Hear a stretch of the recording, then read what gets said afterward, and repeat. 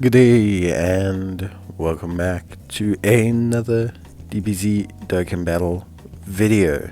In this video we're going to be taking a look at the LR premium stones and the UR premium stones and how you can get them in DBZ Dokkan battle.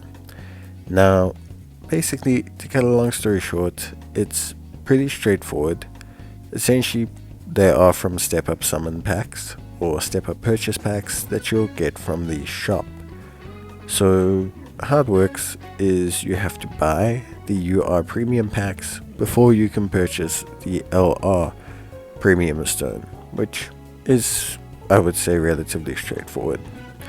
So you go to the shop section, you go to the special section, and then once you're there, you'll have 3 packs to purchase.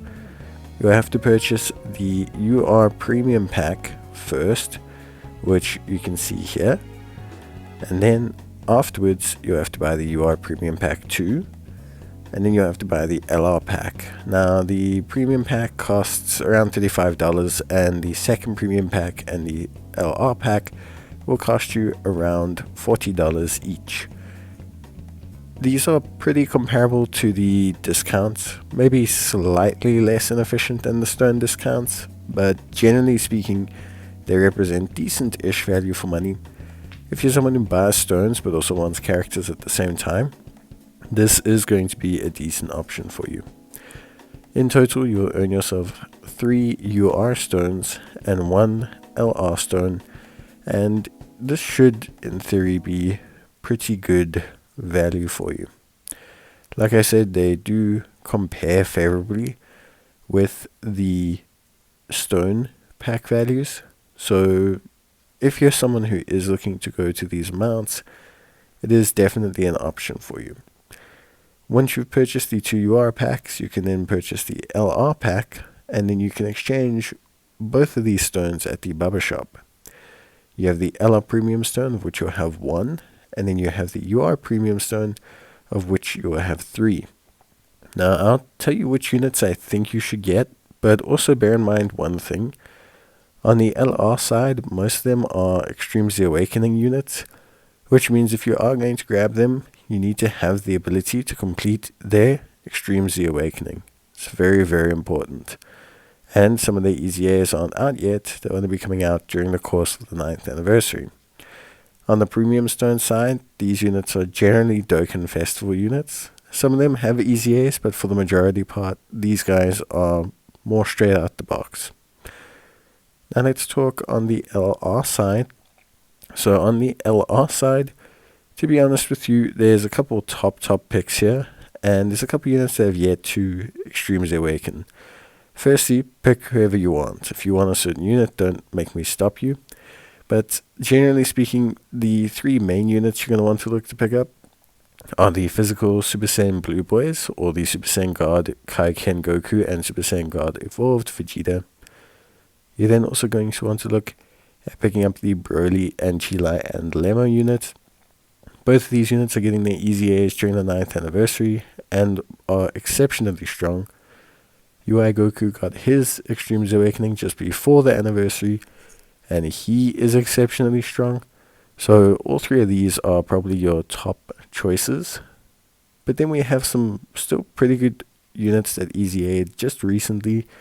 The physical Android Trio is a great, strong choice. The Goku Black is a great, strong choice, especially with all the buffs coming to Super Bosses and that have come to Super Bosses. Especially if you have him or are able to get dupes in him. And then finally, like special mention to Rose and Goku Black, who have fallen off a tiny bit. Well, I say fallen off, are maybe not super duper top tier anymore, but they're still great.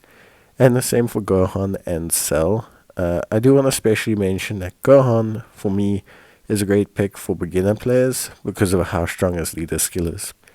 So my top 4 picks would be probably the physical Blue Boys, the strength UI Goku, the physical Chilai and Lemo, and then I would probably say actually Gohan is probably my 4th choice, and then you can kind of choose the rest from there, just because of Gohan's strength of leader skill for new players. On the UI Premium Stone side, this one for me was a little bit easier. Yes, some of these units have easy aid, but a couple of them aren't really viable for end-game content. Strictly speaking, from like an end-game content point of view, there were some clear-cut choices on the stone side, UR stone side, I should say, that I felt were really, really good. The top pick, obviously, being the Strength Kefla unit. I think by far and away, Strength Kefla is definitely the strongest option here.